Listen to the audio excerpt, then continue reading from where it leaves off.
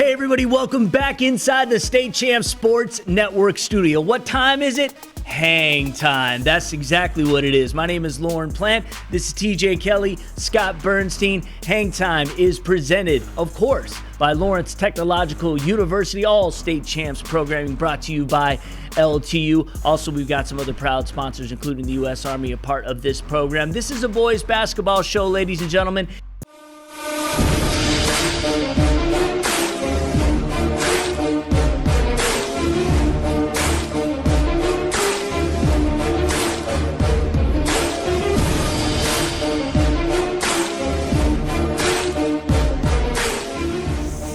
Champs Hang Time is presented by Lawrence Technological University, where Blue Devils dare.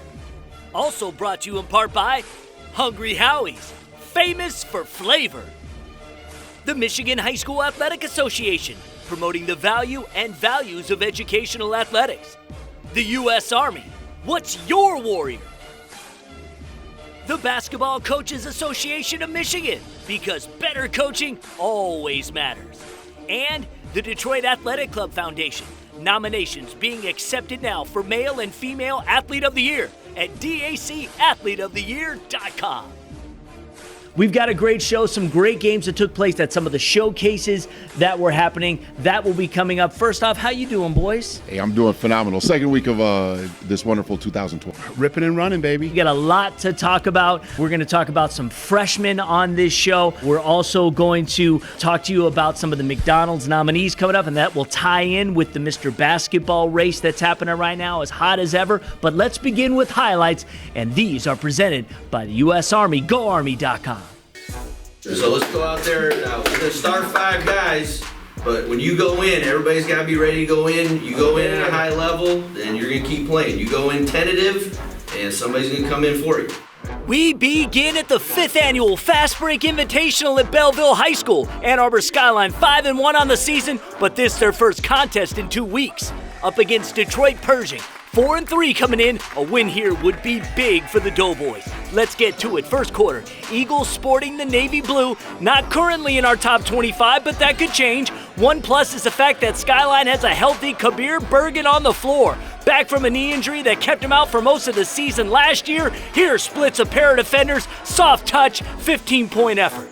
More for the Eagles in the first. The junior Jack Williams, 13 points in the first quarter. Here, one of 3 from behind the long line. He had a team-high 22 before it was all said and done. To the second quarter, Eagles with strong defense that led to impressive offense. Pershing staring Hill between the trees. Shot blocked by Denali Deloach. Quickly back the other way. Caton with a slick behind-the-back bounce pass to Jermaine Davis, who lays it up and in. Eagles advantage at 15. But credit Coach Twig Hill and his Doughboys. This is a young team that doesn't quit. Sophomore Brian Woodland knocks it away, hits the deck, loose ball to Squally Hill, he'll finish. That sparks something in another sophomore, Matt Bartley, because he got hot. 3-ball from the deep corner. Next position, and this one from way downtown. Bartley does it again. This kid was simply unconscious to end the half. Here he is all the way from Ypsilanti. 9 points in less than a minute. Pershing cut the deficit to 7, 31-24 at intermission. But the Eagles came out flying in the second half, put this one away. The junior Kelman going coast to coast. In the fourth, Deloach taking matters into his own hands. He had 10. Skyline wins this one 64-47, 6-1, and after a long layoff, the hot start was key.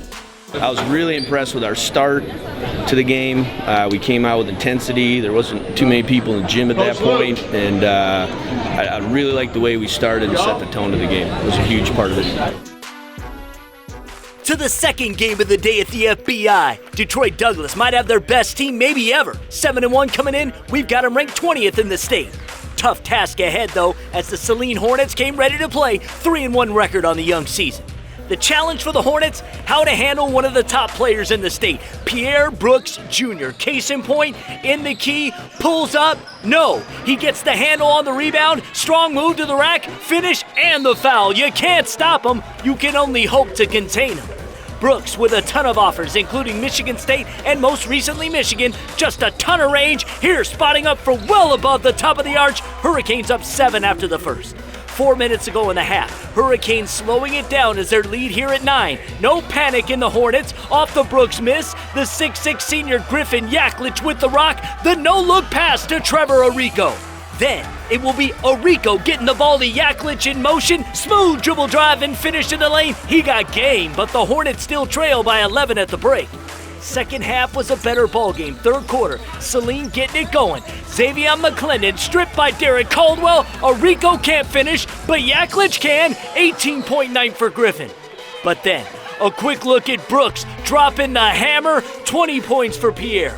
Hurricanes ended the third seemingly with a handle on this one. Donovan Peoples can't hit, but junior Javante Randall hitting the O-glass in the bucket. He had 9, 46-35, Hurricanes after 3.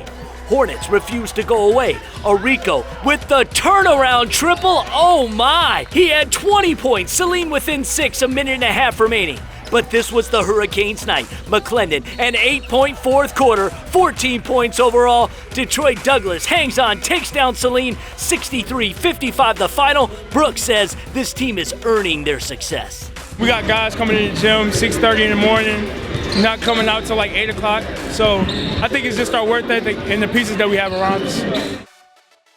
I'm Chuck Pellerito, and we go to the west side of the state for an OK Conference showdown as Hudsonville was at home to take on the Bucks from Grand Haven. Hudsonville ranked 5th in our state champs top 25 rankings, and they start the game on a 9-0 run. Justin DeGraff with it inside kicks out to AJ Davis, who drains the three-pointer. Eagles up 16-8 after the first. More from Hudsonville in the second quarter. It would be the senior DeGraff. Pumps and drives all the way for the lay-in.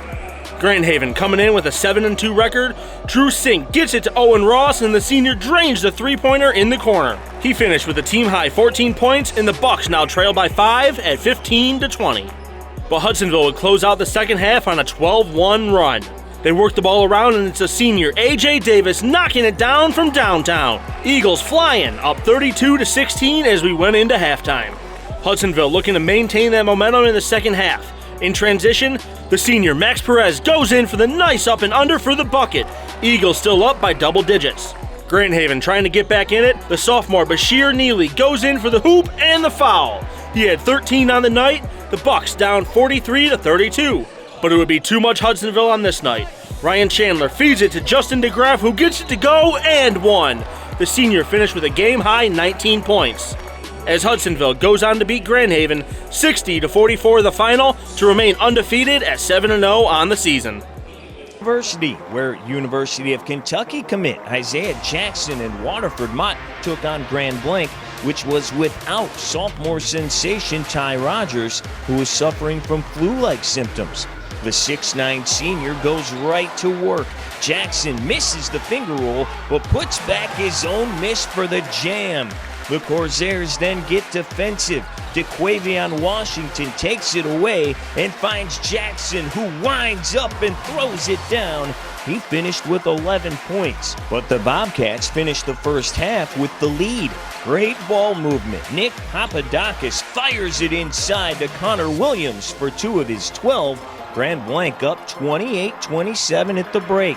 Kevin David Rice then catches fire in the third. The nephew of former U of M and NBA great Glenn Rice scored 8 straight to pull the Cats within 2. Rice can't knock this one down though, and it turns into points the other way. Bonds, Damarion Bonds puts on his jammies to put Mott back up 6. Grand Blanc comes right back at him, and it's Rice again. He scored a game-high 20. Cats up 1 with a minute to play. But the Corsairs have an answer. It's Bonds with a rainbow from the logo. He scored 12. A pair of free throws would then tie it at 57 in the final seconds. Now, before the game, Mott coach David McGlowan told his team E.J. Bowman was going to hit a 3 to win it. And Miss Cleo couldn't have called it better. The Cats double Jackson, who kicks it back to EJ for 3, and the prophecy fulfilled. The triple comes with 1.2 ticks on the clock. Bowman scored 14 as Waterford Mott wins its 4th straight, 60-57. I know I can shoot that shot. I knew as soon as it left my hands it was going to go in, and I give all praise to Zeke because he could have, any five-star could take that shot, but he decided to pass it to me.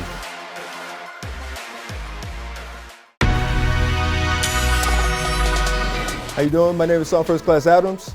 Hey, what's up, Detroit? I'm Staff Sergeant Stevens. If you're within the age of 17 to 34, if you look for a job without any experience, we can teach you everything you need to know. Come be a part of the team. And where you can locate us at is on GoArmy.com/Michigan. And our phone number is 586-774-0218 or 517-214-8542. Go Army.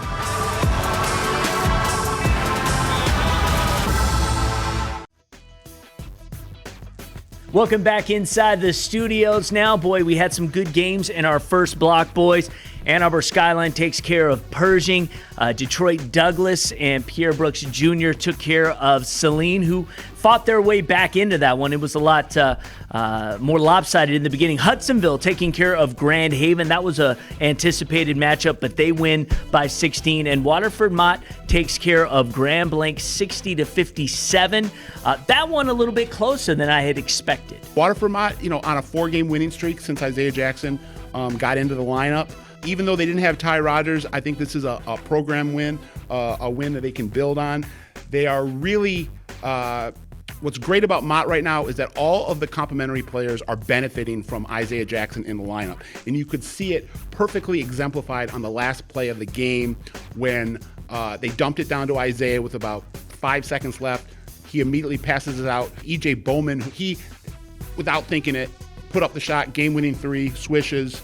Mott wins the game. He had 16 points. Over at the Fast Break Invitational at Belleville, 4 great games. The Ann Arbor Skyline beating Pershing. I really enjoyed the Douglas Saline game. I was happy that Saline was able to come back, make the game more competitive at the end. I thought that Griffin Yaklich opened up a lot of eyes in the game, scored 18. He really did. Versatile player at 6'6". I mean, if you're that size and you can rebound and you can bring the ball up the court, you're making the right plays. You're finishing when you're called upon. That's what scholarship players are made of. I think that his opportunity will come along. And obviously, that's the son of Luke Yaklich, who's now assistant coach at Denison. Yeah, and we're going to talk more about some of the games that took place. We've obviously got another pack of highlights coming up. We do that in our Hangtime Overtime podcast. That allows us more of a free-form opportunity, just from an audio perspective, to just talk about, because I want to get more into Pierre Brooks and what he is doing. P.J. Brooks is a boss. Yes, and his coach is flat out saying this could be the best Douglas team ever. Can I make one comment about Hudsonville real quick? Okay. On the west side, Justin DeGraff, power forward, comes over from Indianapolis, where he played with Trace Jackson Davis, transferred to Hudsonville this offseason and is just really been, as advertised, combining with Max Perez, a great inside-outside combo, and DeGraff has been imposing his will on the west side of the state. Quickly, some fab freshmen that we want to keep an eye on. I know that you're high on It's a great freshman class. Run some names by me. Braylon Green at Lincoln playing with Amani. Yep. At West Bloomfield, Ryan Hurst and Mitchell Say in the backcourt. At Grand Blanc, R.J. Taylor, the son of Bob Taylor, the longtime women's basketball coach at OU in Northwood, are some of the names that are popping up in my head. Tim Jordan Jr. Tim Jordan at Arthur Hill. Jonathan Blackwell. I had an opportunity to see him over the Motor City Roundball Classic when they played Romulus Summit North, and you talk about one of the diaper dandies from last Novi year. Christian. Yes, and Orlando Lovejoy, and it was great to see those two kind of go at it, just to see the future of what Michigan basketball is holding. And hey, the future is bright. If you look at this freshman and sophomore class, the best thing about the freshmen that I like about this class, they've got some hunger within them. And then, we've got a whole bunch of kids that are probably 6'4", 6'5". Mitchell Say might be one of those players. Tim Jordan might be one of those players who winds up getting to be 6'8", 6'9", and then we really see what they are going to be in for in the future. Check out the Hangtime Overtime podcast, because we talk more long form in this stuff. We don't have enough time here in our segments to do that. So stick around, these guys. We'll be back in just a bit. What's up, Puckhead? Sean and John here. Don't forget, you can check out Hockey Times. Every week, we are going to be talking about what's going on in the great state of Michigan at the high school level. So much good hockey being played, and we're going to do our best to cover it from all vantage points in the great state of Michigan. New episodes drop every Wednesday right around 3 o'clock.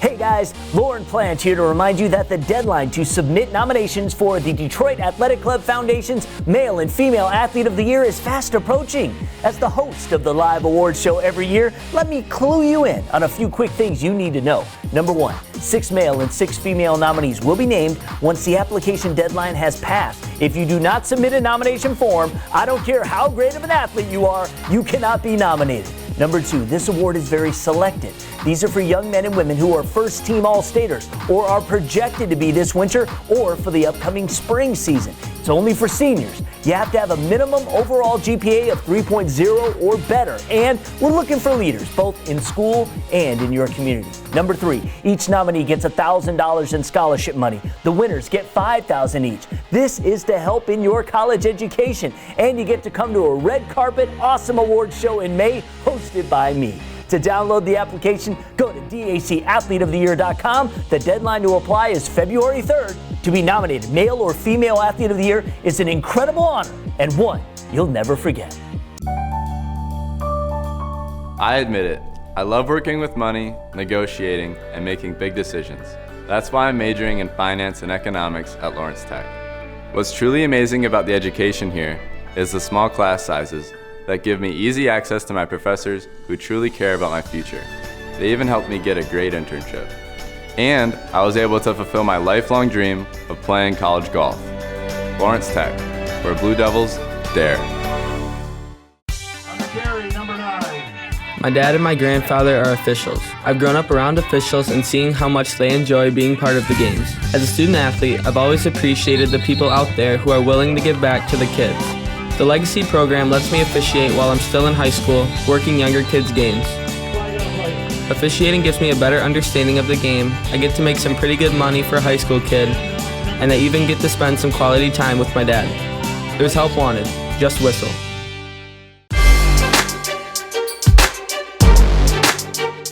We take a break from the highlights for just a bit so that we can give you some basketball news. We call this Fast Break, presented by the Basketball Coaches Association of Michigan. The executive director of said organization is Dan Young. Great to have you here on set once again. Thanks. Appreciate being here. All right, buddy. This week centers around recruiting. Now, Division I college basketball coaches are allowed to recruit players, boys, in the last 2 weekends of June. Give us an update as to events taking place this year as it affects boys basketball, since that's where we're focusing on this program. So our plan is to run a boys team camp the third weekend, or the 21st of June, at Grand Valley State University.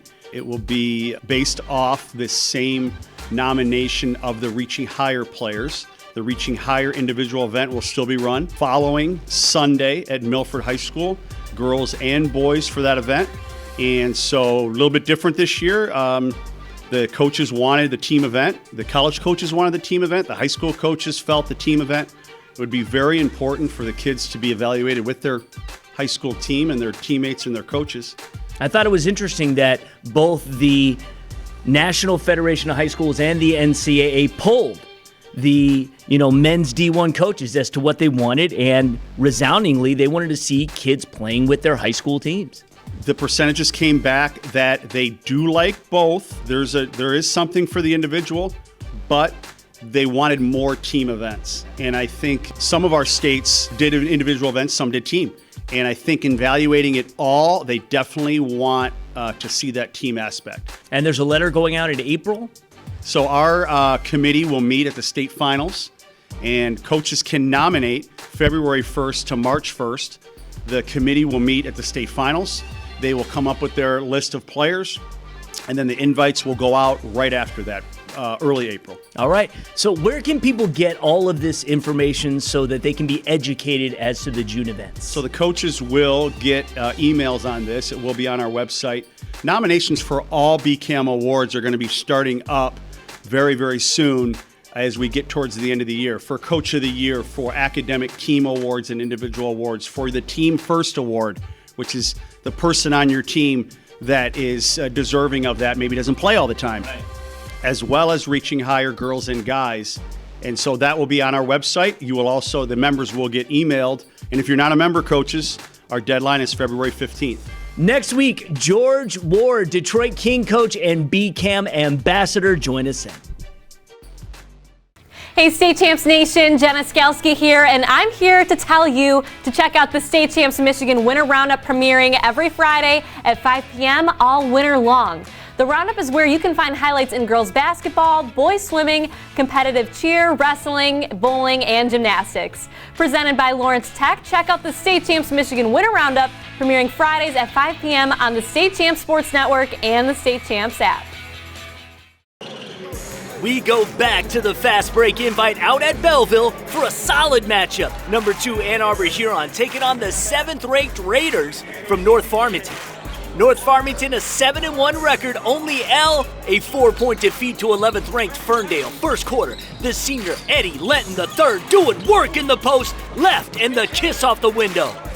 Ann Arbor Huron unbeaten. Fresh off wins against out-of-state opponents in Ohio's Shaker Heights and Indiana's Richmond. One of the top juniors in the state, Julian Lewis from I-94. 8 college offers on the table currently for that young man. River Rats led 10-7 after 1. Seesaw affair in the second. North Farmington running the half-court offense efficiently. Marshall Miller sees a streaking Dion Hayes to the 10. On the other side, the River Rats taking what the defense gave them, and those were clean looks from long distance. The junior Tyson Edmondson led all scorers with 18. Huron went into the half leading by a deuce. Keep making them work. All right, they're making us work. They're making us work, and we're hitting some shots, and we'll hit more shots. I thought we've had a lot of opportunities right at the rim. We got to just keep going strong. Consider that message delivered. Second half, Lewis with the drive and dish to a wide-open Kingsley Perkins and the throwdown. Raiders retort. Lenton battling for position and the shot gets the tough bucket, but the Raiders trailed 32-23 after 3. Final quarter, Bashir Jihad, paint penetration, spots Justin Ross, catch and shoot, the junior flush from beyond the arc. But the River Rats are simply relentless. This is the junior Brandon Rawls getting it done. Count that baby and the foul. Ann Arbor Huron moves to 6-0. They beat North Farmington 47-41. To the nightcap of the fast break invite, the host school Belleville bringing in the Knights from Oak Park. This was to be the final high school basketball game for Oak Park's Malik Carr. He would soon be heading off to Purdue University as an early enrollee. His goal, to play both basketball and football for the Boilermakers. Belleville in white coming into the contest with a 5-2 record. This is the senior Lorenzo Wright with the opening bucket. Oak Park in a tough back-to-back. Fell to 4th-ranked Clarkston on Friday. Devontae Edwards misses the 3-point attempt, but the sophomore Daryl Blackman with the putback. We were tied at 15 after 1. Early stages of the second, Oak Park forcing a Tigers turnover. In transition, Frederick Garland gets it to Edwards. The senior floor general with the spinning kick to Garland, who delivers. Knights up 2. Belleville would counter, working the perimeter until the Rock finds a wide-open Dejon Johnson, and the sophomore with the 3-ball in the side pocket. Tigers trail 33-25 at the break. As we alluded to, final high school game for the Knights Malik Carr. The soon-to-be Big Ten Boilermakers stops and pops. 8 points in the contest for Carr. Oak Park out to a 12-point lead. But Belleville wasn't backing down. Late stages of the third, the former high jump state champ Connor Bush elevating in the paint, counted, and the contact for the senior. Tigers down 7 into the fourth. But it would be all OP the rest of the way. On the break, Carr knows what to do with it. Give it to a slashing Chris Gary, who drops the bunny. Team high 22 points for that senior. Oak Park beats Belleville in Carr's swan song 67-56. I'm Chuck Pellerito, and we head over to a MAC Bronze matchup between the home Clawson Trojans and the visiting Marine City Mariners. Both teams won their first conference games, looking to jump out to that early divisional lead. Clawson started the game off with a 6-point run before the Mariners get the steal, and Johnny Mistretta won't miss from deep and cuts the deficit. After 1, they only trailed 12-11. And the Mariners would keep the momentum going. Aubrey Comment steals it away, goes coast to coast for the bucket, putting Marine City in front. Still in the second, and the Trojans looking to slow down the Mariners. Alex Cordone with a wide open look from 3, and he won't miss. Trojans down 3 with 5 to go in the half. And this is how you work the boards. Comment can't get the runner to fall, but Connor Allen there for the second, third, and fourth chance before it finally drops. Marine City went into the break up 31-22. Trojans come back after the half though. Spencer Lamott from the top of the key, little shimmy gives him all the room he needs to drown it from three-point land. Clawson clawing their way back into this one. Trojans in transition, Tristan Perry finds Cordone in the corner and he's good from behind the arc. He led the way for the Trojans with 16 points. But the Mariners would prove to be too much. They get a turnover here and all the way up to Angelo Patsias, and the Mariners take this one. Our final score, 58-44. I'm Alex Sims from the Lansing area. Okemos hosting East Lansing, and the Okemos student section had the gym going up on a Tuesday. This had all the feels of a Friday night game because both teams entered this one with identical 3-0 records in the blue, which means they were battling it out for first place, and it showed. Okemos was down by 4 at the half, but in the third quarter, the Chiefs ignited forces EL to turn it over, and in transition, Grant Holzer gets it done with the Euro. That bucket was part of an 8-0 run. EL was doing everything it could to stay in the game, and Andrel Anthony came to play. He brings the house down with that slam. Trojans within 2, but the Chiefs are so balanced. Noah Pruitt drops the mid-range jumper for 2 of his 14 points, and then Holzer was flying high for 2 of his 7, and then there was Austin Gibson, aka one of the Butter Boys, making it rain from downtown all night, drops 1 of his 5 threes to finish with 25 points. Okemos hands East Lansing its first loss on the season, 69-51 the final.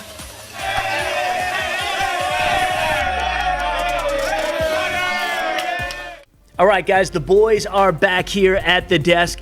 Real quickly in that block, Ann Arbor Huron beats North Farmington. Oak Park took care of Belleville. That was Malik Carr's last game. Marine City takes care of Clawson, 58-44. Okemos beats East Lansing. That was kind of a surprise. A great rivalry, and East Lansing no longer undefeated. Yeah, exactly. So we want to jump here and talk about, again, we referenced Mr. Basketball in this race and how difficult this decision is going to be.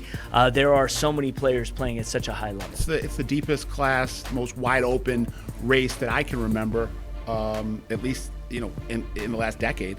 I mean, it's a toss-up right now. Do you have a couple right now who you would put right at the top, 1, 2? To me, Bowman and Scooby. Bowman, Scooby. I know that Beecher, Jalen Terry, they went and beat Benton Harbor. I know that Jalen Terry played very, very well in that game. So there might be a little Matt Nicholson. Matt Nicholson putting up 27 points and got 27 rebounds, breaking records that no Fife can break. I mean, that's amazing. 27 rebounds is a lot. My dark horse dandy is Ryan Rollins. I did a Mr. Basketball power ranking for my blog on statechampsnetwork.com, Bernie's Bites. I had Ryan Rollins at number 3 right now in my power rankings. He's averaging about 30 a game for Dakota, the Toledo commit. Him and Nicholson are the real dark horses. Tyson Acuff is another name, best point guard in Bubba Humphrey. The PSL. Bubba Humphrey for the small schools is a guy that does it all, and with that state champion. And finally, if Isaiah Jackson's going to get in this mix, he's going to have to be the star that we're expecting to see. Yeah, and he is that player. I think that you have to look a lot more of what he does, not as far as stats goes, but what he opens up for his teammates, as Scott referenced before in their win versus Grand Blanc. When, hey, you've got to worry about 6'8" and super athletic, and that could be you looking up and in that poster. But Lauren Bowman, best player on the best team in the state, right, which I think helps you a lot with the voters. Yeah, we're going to talk more about Orchard Lake St. Mary's in the Hangtime Overtime podcast, which you can check out on Linktree right now. Quickly, before we end this segment, McDonald's nominee list came out. It's funny, you were saying off camera, we're a state like Iowa, it's got like 30-something nominees in there. We have 4, and that is Lauren Bowman, Isaiah Jackson, Matt Nicholson, and Jalen Terry. Yeah, high school coaches, AAU coaches, grassroots coaches, reach out. There's a lady, her name is Terry Wooten, the daughter of longtime Morgan Wooten, one of the most legendary coaches of all time. The Matha. Coach K. There was guys like Morgan Wooten that were out there. Coach Carmelo. Coached Carlton Valentine. Adrian Dantley. Yeah, I mean the list can go on and on. Johnny Dawkins. So just go out there, make sure that you contact. Do a Google search, McDonald's All-Americans. If not, follow me. Prediction on who will make the team. Prediction on who will make the team. I mean, we got to talk about the takeaway is that Scooby got snubbed. Right. However, whatever was going on behind the scenes, whether or not wasn't properly put up for nomination or whatever, he was ignored, and I think that's a shame. I don't think he would have made the McDonald's All-American team, but he's definitely worthy of discussion with the group that has been nominated from the state of Michigan. It would be interesting if he wins Mr. Basketball, it doesn't get nominated. Who do you think of this group will make the team? Anyone? I can see Isaiah Jackson. Isaiah's going to make it just because of how highly touted he is as a recruit. And the other two I would think would be Jalen Terry and Lauren Bowman. I'm not sure that Lauren Bowman has the national exposure that the other two have, which obviously is huge. We'll be back in a bit to preview this weekend. It's time now for the MHSAA Basketball Clip of the Week. We go back to the Waterford Mott versus Grand Blanc game at Oakland University. Game tied at 67. E.J. Bowman from Mott drains the go-ahead triple with 1 second left to give the Corsairs the 70-67 win, and that's your MHSAA Basketball Clip of the Week. All right, guys, we're wrapping up another edition of Hangtime. Hope you have enjoyed it. Scott Bernstein, TJ Kelly here to kind of wrap it up and give us a preview of what to expect this weekend. One of the topics we're going to get into the Hangtime Overtime podcast, which you can just Google search on Linktree, and it gives you the opportunity to listen to it on SoundCloud or Spotify or Apple iTunes, is the crazy amount of showcases we're getting now. This weekend traditionally has been a big showcase weekend, Martin Luther King weekend. It's great for hoop heads. Yeah, so what are some matchups we're really looking forward to? I mean, we're swamped. I think it's easy to start with, I think, the number one showcase this weekend, and that's Horatio Williams Freedom Classic at Ferndale High School. Got some big-time matchups. We've got Clarkston versus King, Douglas versus Farmington. We've got some of the top juniors in that game. River Rouge versus North Farmington is a late change. De La Salle being subbed out for North Farmington. And then you also have Depsa versus Dakota. And then it's going to be great to also see Muskegon come over from the west side of the state to play Ferndale. Did we say St. Mary's Beecher? Go ahead. St. Mary's Beecher, Lauren Bowman, Julian Roper for St. Mary's, Jalen Terry, Ernest Sanders for Beecher. It's going to be two heavyweights slugging it out. Any other ones to look in forward the center to? of the ring? Yeah, I think that it's huge. I really like what the guys at the Albion alumni are doing. Yeah, it's really cool. That's really cool. For Mike Turner and having their event there. Mike Turner, the longtime coach at Albion College. So explain it. So all the current high school coaches that played at Albion for Mike Turner, not all of them, but a number of them are coming back to campus, coming back to the historic Kresge Gymnasium, and they're going to face off against each other. Yeah, so you got Grand Blanc versus Brother Rice and Concord versus Jackson. So you have Mike Thomas and Ricky Palmer. Ricky Palmer, the coach at Brother Rice, Mike Thomas, coach at Grand Blanc. They were teammates, I believe. Yes. Absolutely. Okay, guys, that's all the time we have for this week's show. Again, there are some other good ones. There's an MLK showcase on Monday. It's got Canton, Castech, Devon Child, Roseville, Ypsilanti, Lincoln, and Depsa. That's at Eastern Michigan. So that's happening. The Floyd Mayweather Classic this weekend out at Ottawa Hills. So a lot of great basketball. Go check it out, and we'll see you next time on Hangtime. State Champs Hangtime is presented by Lawrence Technological University, where Blue Devils dare. Also brought to you in part by Hungry Howie's, famous for flavor. The Michigan High School Athletic Association, promoting the value and values of educational athletics. The U.S. Army, what's your warrior? The Basketball Coaches Association of Michigan, because better coaching always matters. And the Detroit Athletic Club Foundation, nominations being accepted now for Male and Female Athlete of the Year at dacathleteoftheyear.com.